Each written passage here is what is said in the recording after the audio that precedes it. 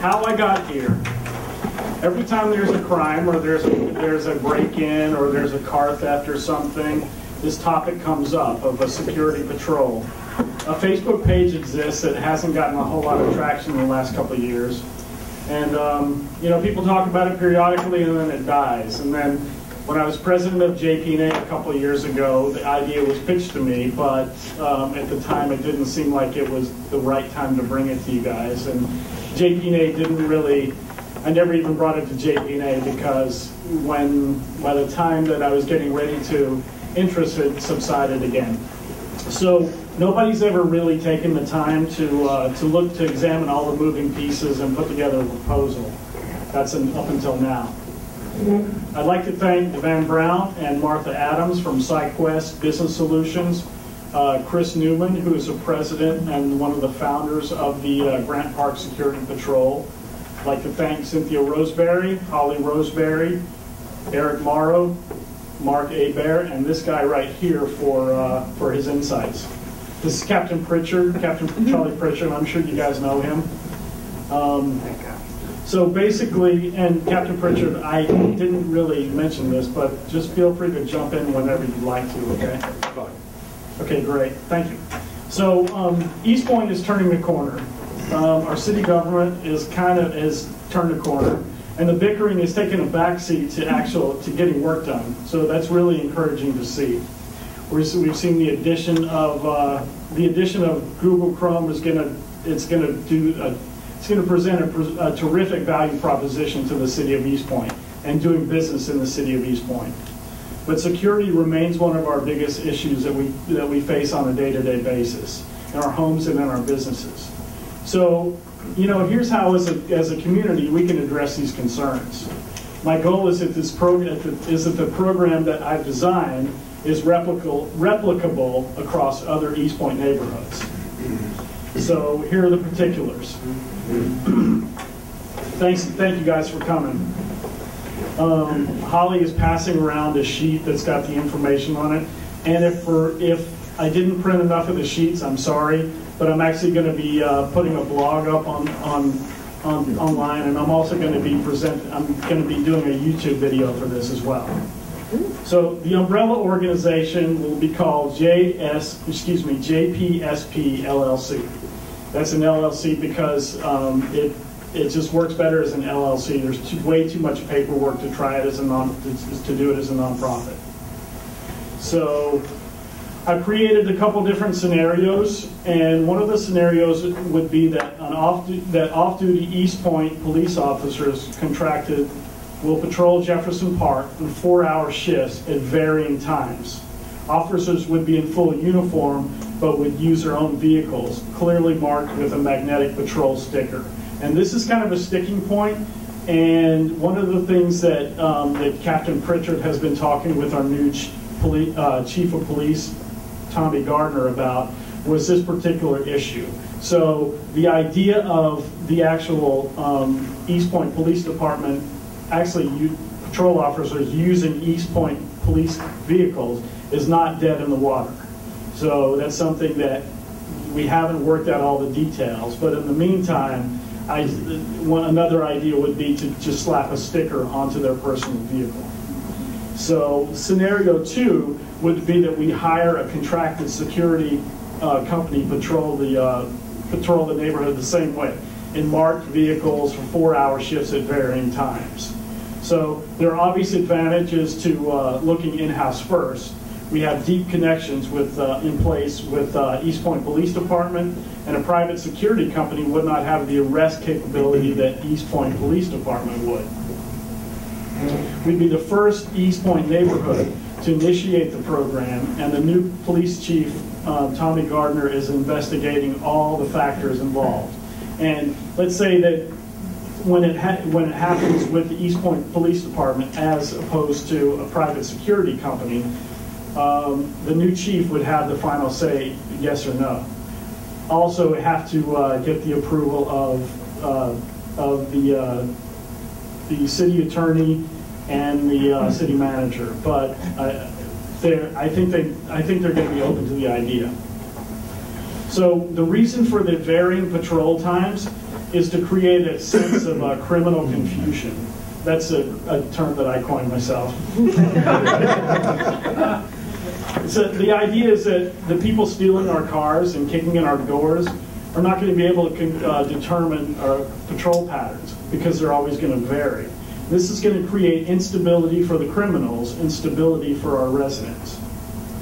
Members will benefit by patrols by off-duty East Point Police Departments, or, excuse me, I'm going through the bullet points now here. Members will benefit by patrol of East Point Police Department officers or dedicated security patrol officers working 4-hour shifts at varying hours. Officers will be in full uniform but would potentially use their own vehicles, clearly marked with a magnetic patrol sticker. Members would have the option to have East Point Police Department or the security company involved officers to pay extra attention to their homes when they're away on vacation, or if they're traveling for work, or just if the extra need was there. Members would have access to a dedicated cellular phone to contact the patrolling officer on duty. Now, members would be advised to call 911 first and not to count on the efficacy of the cell phone, as the patrol officer times would be random and the phone would not be turned on when officers are not patrolling. That doesn't mean, though, that you couldn't leave a message, and the message would be addressed as soon as the phone got turned on, but that might be 4 hours after whatever incident happened. But it would be a good way, I think, also to make sure that the security officer is following up on lingering issues. Now, one of the things that Grant Park did was they stopped using the dedicated cell phone, but then they decided to pick it back up. So they're going to be integrating the phone into the service again. Members would receive a Jefferson Park Security Patrol yard sign and window stickers for all household motor vehicles. Additional signage would be placed at neighborhood entrances and at various locations. Members will receive weekly email updates with any reported incidents and monthly crime statistics, because we're really going to we're going to monitor how this is impacting our crime, because I know it's going to probably bring crime down. Members can participate in quarterly town hall meetings where they would interact with other members and have FaceTime with patrol officers and discuss developing concerns and issues. In addition to weekly email updates, JPSP will have a website with program details and a calendar of events. Additionally, JPSP will have an interactive Facebook page and send out alerts and incidents on Twitter.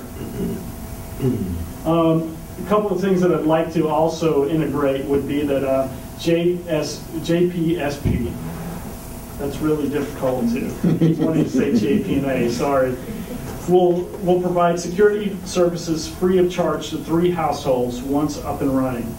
What I'd like to do is initiate a lottery type drawing to determine the recipients, because not everybody's going to be able to afford it.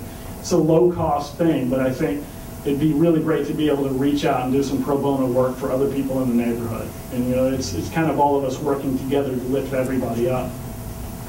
And JPSP will attempt to partner with local businesses for sponsorship and community engagement. One of the things that I'd like to do is to reach out to, say, the realtors per se, and have a situation where the realtors would, potentially, what I'm envisioning is when somebody buys a house in the neighborhood, that would be a value-added service that the realtors might provide. I don't know. It's just something that I'm kind of thinking about. So now it's time to get down to the costs. The costs are based on, the way that I envision this, it would be a 7-day-a-week thing. And they would work 4 hours a day, 7 days a week. So basically a yearly cost of membership would be $250 per household. And members who have the ability to pay up front would receive a $25 discount for just signing up for the full year in advance. Now, members have the ability to pay annually or quarterly. So One of the things that I'm going to need, though, that the organization is going to need seed money to get going. So my kind of sweet spot is 50 households. If I could get 50 households to pay up front, we could do a seamless transition and get this thing moving. So that's pretty much what I have. I know you guys have a lot of questions, so I'd like to open the floor to anybody who's got a question. Kurt Rush. So let's say somebody's paid quarterly. I mean, this involves some bookkeeping or record tracking, on your part or the committee's part. But let's say somebody's paying quarterly and they stop paying, but yet they've already got the signs and the cell phone number and all that. I mean, you have to look at some things like that are going to happen and people are going to get a free ride. What happens if somebody who's standing out in their front yard, help, help, help, and the guy goes by, there's no sign, they don't belong. Out in their front yard, help, help, help, and the guy goes by, there's no sign, they don't belong. What then? Well, here's the thing. I mean, with they're police officers anyway, so it's kind of their duty to stop if somebody's in an issue, if somebody's having an issue. They're not going to not do that. The fact is, there's a lot of people who aren't going to pay, who are not going to join this. That's not to say that they're not going to receive the same kind of services. They're not going to receive somebody coming to their door and checking on their house while they're gone. But these are police officers, and it's kind of their job to do their job, basically, I think even when they're off duty. And all it takes is a radio to call one of the other officers if they need to. Now, as far as people not paying their dues, basically, yeah, that could be a problem. I have a website that I'm looking at called Wild Apricot, and they work with nonprofits for this type of situation. And the situation that they have is basically you just need to give them your information and it's recurring charge. So that it turns out to be like $62 every quarter. So that's really not as bad as the upfront cost for those people who can't make the upfront cost. So yeah, it's not perfect, but it is a situation that that the organizers will be notified if somebody has dropped out and is not paying their dues, and then the situation be addressed accordingly. Yes, Ms. Bass. Based on the signs of our neighborhood, I think we have approximately 1,100 homes in total. Will there be 2 officers patrolling at various times, or will it just be one person covering the entire neighborhood during the 4-hour shift? At this point, the way I have it designed is one person. Now, if we get input from 1,100 homes, obviously, then there's more people participating. Then there's a capacity to, say, do maybe 2 different patrol times, or even 2 officers. It's just that all kind of depends on the officers, how many officers are available. Can you speak to that, sir? Well, I would say that right off, if the one thing you could do, you could increase the number of hours. From that, I don't know that you would necessarily want to increase having 2 officers in a 4-hour period, but you could definitely use the advantage to increase the number of hours, which again, all that does is just help kind of create a little bit more mayhem for people trying to set up a set schedule by watching us. So. Right. I have an insurance question. I'm sure there's somebody who can answer this. Just like we have smoke alarms in our homes, we get a little discount on our insurance. Do you know of anything like this if we have a neighborhood patrol that might I don't. That's something that you would need to address with your insurance company, but I would assume, because it's like it's an additional safeguard for your home and property.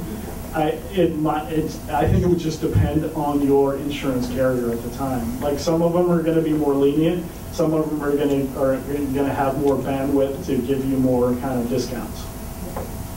I think also that is a good question, and one of the things that to add to your statement is the fact that if you have an alarm on your house, some insurance companies will give you a credit on your insurance also.